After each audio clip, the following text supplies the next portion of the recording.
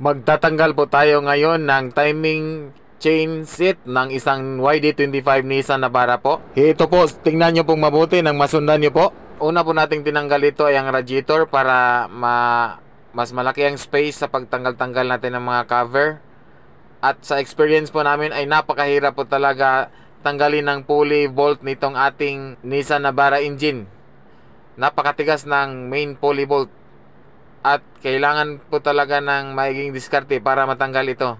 At ito na po ang ating mga tinagal ng mga spare parts sa makina ng unit na ito po. Napakaraming tatanggalin bago natin mapalitan ang ating engine timing chain set po.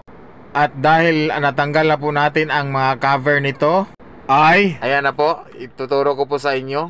Yang dalawang kulay na gray or black na kadena, yan po ang nag-a-address sa ibabaw ng overhead cam sa ating intake at exhaust na camshaft. Habang andun naman sa ilalim ay kulay dilaw po ang nakatuon doon. Yon naman sa gitna na tinutukoy ko sa ilalim ay yan ang timing sprocket ng ating high pressure pump po. Yan po, kulay dilaw. Kung may natutunan po kayo ay pwede po kayong mag-like, pwede rin kayo mag-comment, mag-share at mag-subscribe. Maraming salamat po.